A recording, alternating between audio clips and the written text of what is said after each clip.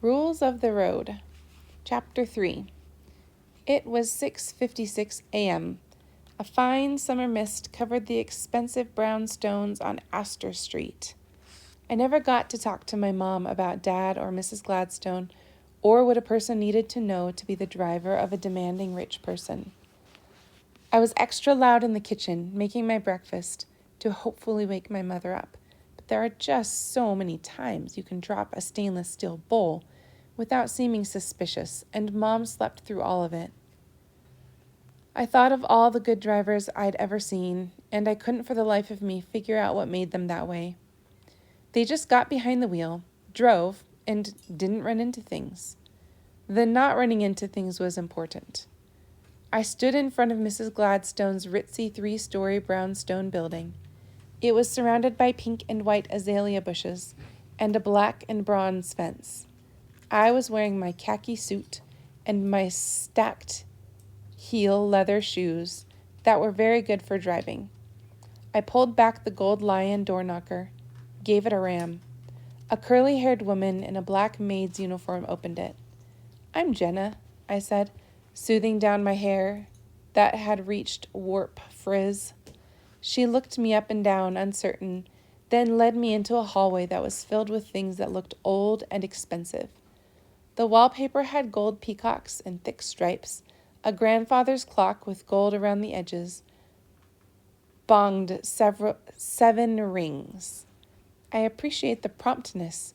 Mrs. Gladstone walked slowly down a spiral wooden staircase like a queen. She stepped onto a fat oriental rug. Her gray eyes studied me. A huge oil painting that looked like Mrs. Gladstone in better days hung over the fireplace the next room over. This was not a place where you hunker down and have grilled cheese. "And what do you think is the most important qualification for being a good driver?" She asked this like we'd been talking for a while. Well, I almost said luck, but that seemed irresponsible.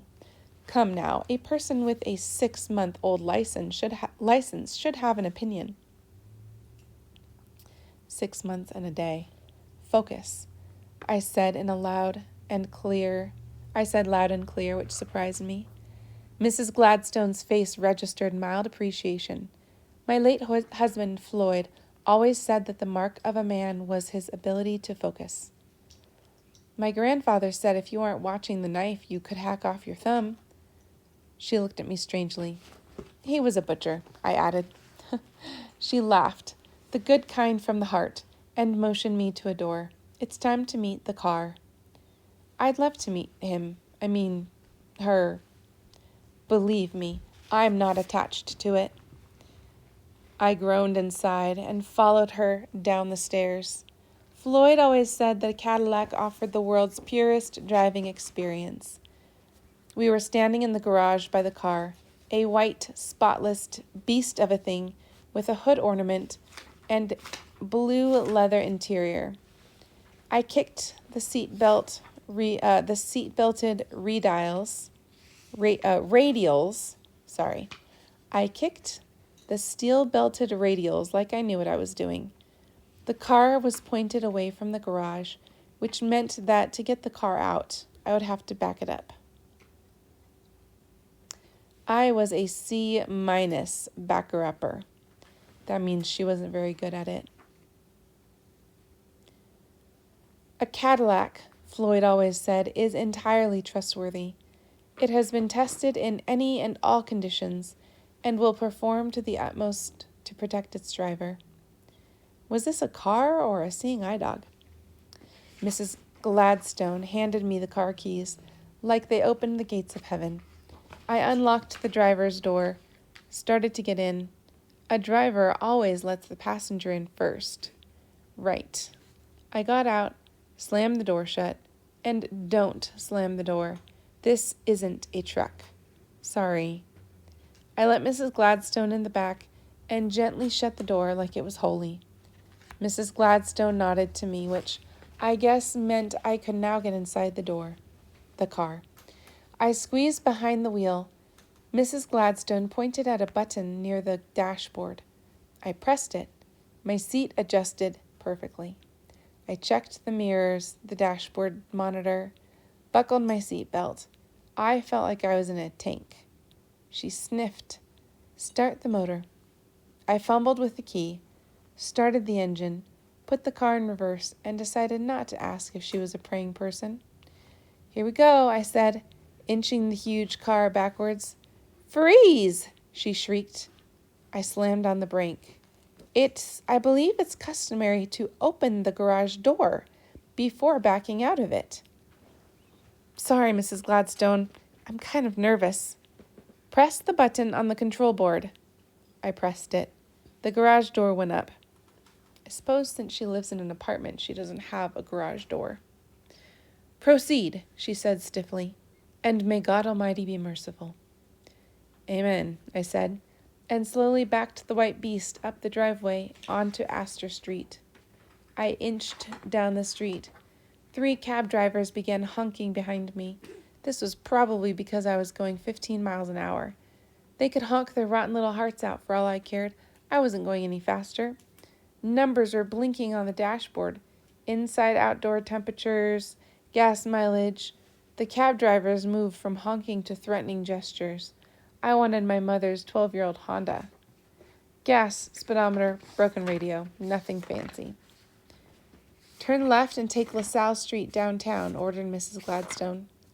I turned left, steered the Cadillac behind the LaSalle Street number 11 bus for protection. It was the only thing on the road bigger than this car. My neck muscles tensed as I gripped the wheel and obeyed all the commands from the back. Turn left. No, not here. There. The light has been green for some time now. The driver to your left making those filthy gestures does not have the right-of-way. Driving makes you a trusting person. You're on the road with potential dangers everywhere, and like an idiot, you keep moving forward. Maniacs could be driving next to me, and I wouldn't know it until they cut me off and propelled me into oncoming traffic. A teenage girl honked loudly and raised an angry fist when I obeyed the law and stopped at a yellow light, changing to red. There was no loyalty in my age demographic. Finally, I pulled the car to the front of Gladstone's Shoes on Wabash Avenue, rolled it over the curb. Actually, but at this point, I wasn't going to be picky. We were there. Murray was unlocking the protective chain fence around the door that guarded the store from nocturnal shoe thugs. Gladstone's always opened at 8 a.m. to get a jump on the competition. He nearly dropped his teeth when he saw us. I smiled my indentured servant smile, got out, gave the door a little tap shut, opened Mrs. Gladstone's door, held a hand out for her, helped her up. She told me to pull the car into the 24-hour parking garage where Lorenzo would take care of it. Lorenzo could have it as far as I was concerned. I wanted to say we both had a lot to be thankful for, beginning with the fact that we were still alive. I stood rigidly as Mrs. Gladstone walked past me. At ease, she said, and walked strictly into the store. At ease is something you say to a soldier when they're allowed to be relaxed. I sold shoes like crazy all morning. I did talk one customer out of a sale because the shoes she wanted were all wrong. I never sell just for style, always comfort. If a customer is scrunching up her face, looking miserable in a pair of shoes that she says will probably break in, I tell her no, don't buy them. Your feet will always guide you. Listen to your toes. Cordovan leather and pinched tips aren't worth torture. The next time she needs a pair, she'll probably come back to me. I don't know what it is about selling shoes that I love the most. There's something about the whole experience that brings you closer to people. Working with feet that aren't considered the most glamorous part of the body, but are one of the most important parts. Getting down on your knees to wait on people you'd never meet any other way. Murray Castlebaum said selling shoes is the quickest road to humility in all of retail. I was going to have lunch with Opal Kincaid, my best friend who worked in a photomat booth on State Street and had to get out regularly or her brain would bake. Opal had a fender bender with her father's new Dodge. Fender bender means a car accident where you just damage the bumper. It's like there's some damage, but it's not like a bad wreck. She had a fender bender with her father's new Dodge last week and was grounded until August, except for working. Her father got her next 6 paychecks as payment and having lunch with me. She had the fender bender and she was grounded until next August except for working and having lunch with me. Her father got her next 6 paychecks as payment. She had a huge calendar in her room that she used to mark off the days like a prisoner in solitary confinement. She was standing on the street waiting for me, desperate for teen companionship, and I was halfway out the door when Mrs. Gladstone grabbed me. "I've asked Mildred to substitute for you at the store this afternoon," she announced. "You will drive me to Evanston." Evanston was a near north suburb that required a trip on Lakeshore Drive, a piece of road where people tended to go very fast. Lorenzo pulled the Cadillac in front of the store, got out, and handed me the keys. "I have a lunch date with my friend, ma'am." "You will postpone." Mrs. Gladstone marched to the car. Opal grabbed my arm. "Tell her you can't go, Jenna. We just have things to discuss." The things were boys, Bob Goldblum and Jerry Burgess, Opal's 2 new crushes. Opal always fell for boys in pairs. If one didn't work out, she had a backup. I've only liked one guy, really, Matt Wicks, a seriously intelligent, tall senior who, A, didn't follow the crowd, and B, didn't know I existed. Opal couldn't cope with my dateless state and kept trying to fix me up with subpar guys like Morris, her second cousin twice removed, who, believe me, you want to be removed from at least twice. "Important things," Opal said, hissing. Mrs. Gladstone was glaring at me like a vulture who'd just seen mouse meat. "Ahem," she said pointedly. Opal looked at Mrs. Gladstone and shivered. I sighed in defeat, released Opal's clenched hand from my arm. "I've got to go. We'll have lunch tomorrow, I promise." I walked to the Cadillac, opened the back door for Mrs. Gladstone. Starving teen